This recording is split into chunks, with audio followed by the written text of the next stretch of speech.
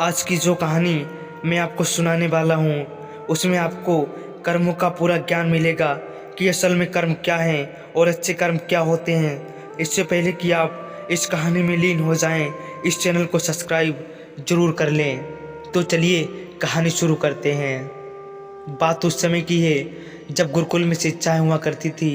मतलब गुरुकुल में बच्चे शिक्षा प्राप्त करने के लिए जाते थे, वहीं पर रहते थे, वहीं पर प्रकृति का आनंद लेते थे और वहीं पर अपनी शिक्षाएं ग्रहण करते थे। ऐसे ही आलम गांव का अभिषेक नाम का युवक गुरुकुल में पढ़ाई करने के लिए जाता है।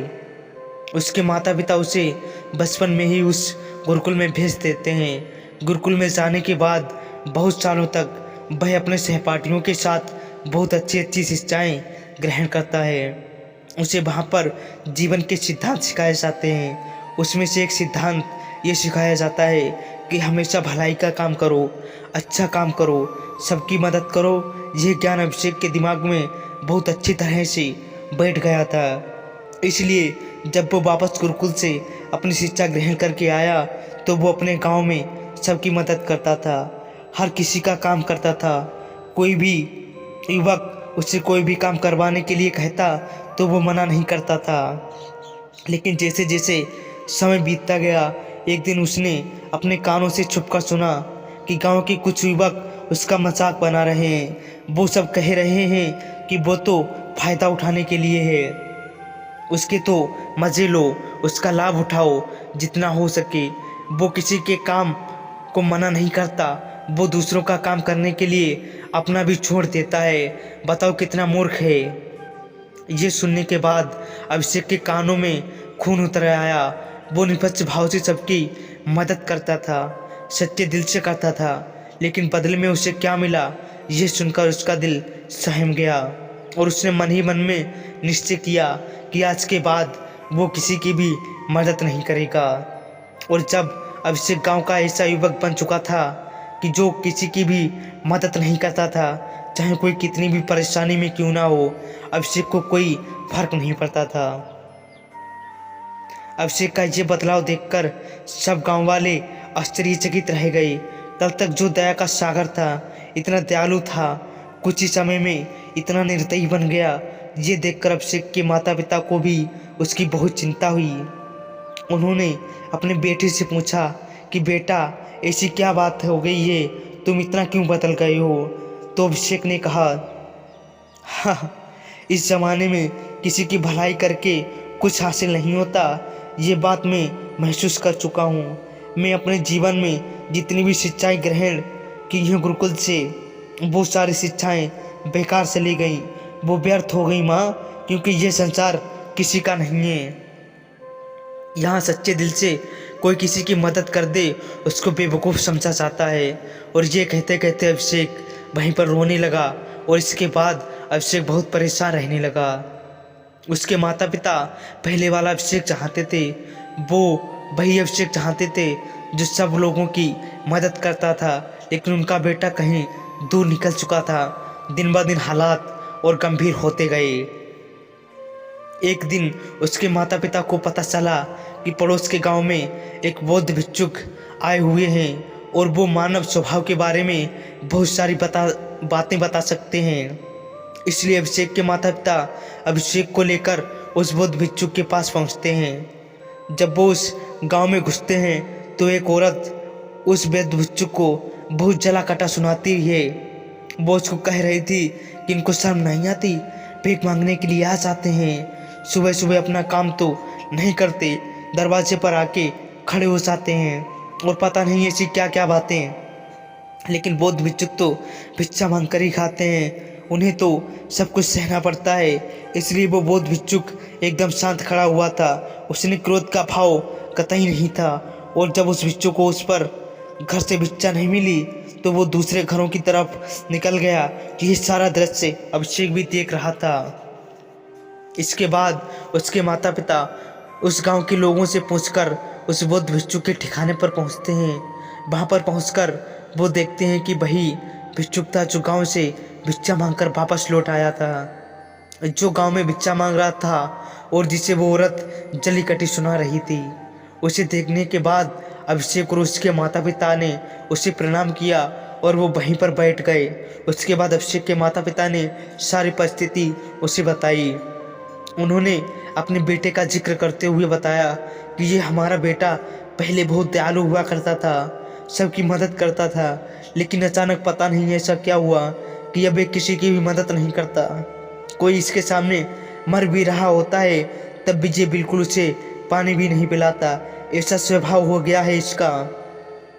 हम कुछ समझ नहीं पा रहे हैं कि अचानक ये बदलाव हुआ कैसे। इससे पहले कि वो बौद्ध भिक्षुक जवाब देता, वो औरत जो गांव में भिक्षुक को जलीकट्टी सुना रही थी, वो अपने बेटों को लेकर वहीं पर पहुंच गई और हाथ जोड़कर उस भिक्षुक से प्रार्थना करने लगी कि मेरा बेटा बहुत बीमार है। अचानक से इसे बुखार आया और गांव के लोगों ने बताया कि आप इसकी मदद कर सकते हैं, कृपया करके मेरे बेटों को ठीक कर दीजिए। यह सुनकर बौद्ध भिक्षुक तुरंत अब उस बच्चे का उपचार करने में लग जाते हैं और कुछ ही पल में औषधियाँ देने के बाद वो बच्चा बिल्कुल स्वस्थ हो जाता है। ये सब देखकर वो औरत उसे कुछ भिक्षा देकर प्रणाम करके वापस लौट जाती है। ये सारा दृश्य अभिषेक भी देख रहा था। अभिषेक के मन में एक सवाल उठ रहा था और जब वो उसका कोई जवाब नहीं ढूंढ पाया तो उसने उस बौद्ध भिक्षुक से पूछा, शायद आपने पहचाना नहीं, ये वही औरत थी जो आपको जलीकट्टी सुना रही थी, जो गांव में आपको भिक्षा देने से मना कर रही थी। शायद आपने उसे पहचाना नहीं तो आप उसकी मदद नहीं करते। यह सुनकर वो बौद्ध भिक्षुक मुस्कुराने लगते हैं। उसके बाद वो बौद्ध भिक्षुक अभिषेक को बताते हैं कि दूसरों की अच्छाई करने से कुछ अवस्थाओं में दुख मिलता है, लेकिन अगर तुम कर्मों का सिद्धांत समझ लेते हो तो अच्छाई और बुराई, इसके सारे भेद तुम्हारे सामने स्पष्ट हो जाएंगे। मैं भली भांति जानता था कि ये वही औरत है, लेकिन मैंने बिना कोई द्वेष का भाव रखे हुए वही किया जो मेरा कर्तव्य था। जब आप किसी की भलाई या किसी की अच्छाई बिना किसी लालच के करते हो, बिना किसी बदले के करते हो, बिना किसी द्वेष के करते हो, वही अच्छाई होती है। लेकिन अक्सर जब हम किसी की मदद करते हैं तो हमारे मन में यही भावना बन जाती है कि बदले में वो इंसान भी मेरी मदद करे। लेकिन ज़रूरत पड़ने पर जब वो हमारी सहायता नहीं करता तो हमें दुख होता है। इसलिए किसी भी इंसान के साथ बिना कुछ पाने के भाव से उसका भला करो और उतना ही भला करो जितना तुम्हारा सामर्थ्य हो, मतलब तुम्हारी आर्थिक और शारीरिक क्षमता के हिसाब से, ताकि कल को अगर वो इंसान तुम्हारे साथ बुरा व्यवहार भी करे तो तुम्हें उसका खेद ना हो, उसका पश्चाताप ना हो कि मैंने तो इसके लिए इतना कुछ कर दिया और ये मेरे साथ अब ऐसा व्यवहार कर रहा है। इसलिए किसी का उतना ही भला करो जिससे तुम्हें आहट ना हो। दूसरी बात, किसी दूसरे परिवार के झगड़े के बीच में तुम कभी मत पड़ना।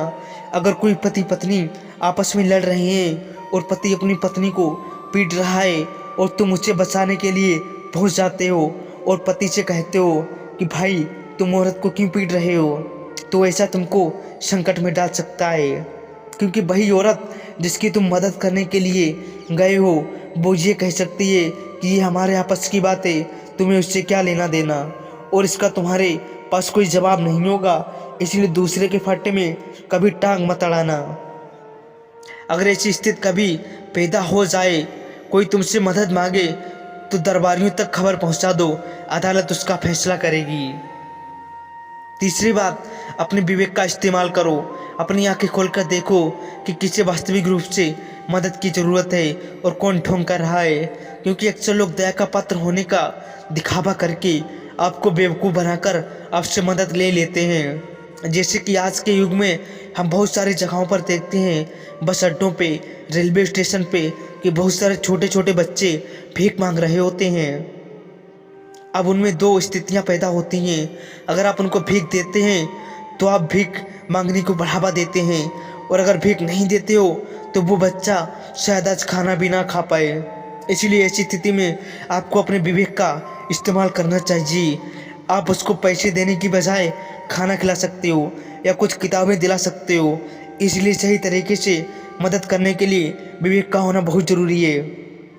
वरना तो आपके धन का दुरुपयोग ही होगा। और एक बात जो समझने की है कि किसी की भलाई करनी है तो खुद की भलाई करो, क्योंकि अगर तुम खुद जीवंत हो गए, अगर तुम खुद बदल गए तो पूरा जमाना अपने आप ही बदल जाएगा। इसलिए कहीं आपने अपने मन में यह भ्रम तो नहीं बना रखा है कि मैं अच्छा इंसान हूँ और मैं दूसरों की मदद करता हूँ, तो वो तुम्हारा अहंकार का रूप है। इंसान कभी भी आखिर तक पूर्ण नहीं होता, और जो अपने आप को पूर्ण समझ रहा है वो धोखे में है। इसलिए दूसरों को बदलने की बजाय खुद को बदलने पर ध्यान दें। और इससे आपको भीड़ में अकेला रहना सीखना होगा। आप सबके साथ हैं, सब में उपस्थित हैं, लेकिन अंदर से आप एकांत हैं, अंदर से आप अशांत हैं, अंदर से आप मौन हैं। जब आप अपने एकांत को देख लेते हैं तो आपकी अंतर यात्रा चालू हो जाती है। अपने अंदर के एकांत का आनंद उठाने के लिए आपको ध्यान में उतरना होगा। आपको रोज़मर्रा जैसी जिंदगी से ध्यान को एक हिस्सा बनाना होगा, ध्यान को वक्त देना होगा।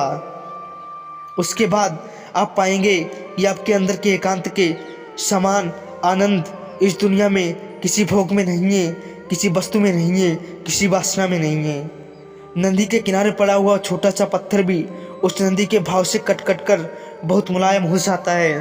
उसमें कोई दरार, कोई कोना नहीं बचता। उसी तरह ध्यान के निरंतर भाव में बहने से उसी तरह हृदय निर्मल हो जाता है, जिसके बाद हम किसी भी चीज़ को महसूस कर सकते हैं, जिसके बाद हम वर्तमान का मतलब समझते हैं, जिसके बाद हमारे अंदर करुणा का उदय होता है। वो करुणा जो किसी विषय वस्तु से नहीं जुड़ी हुई।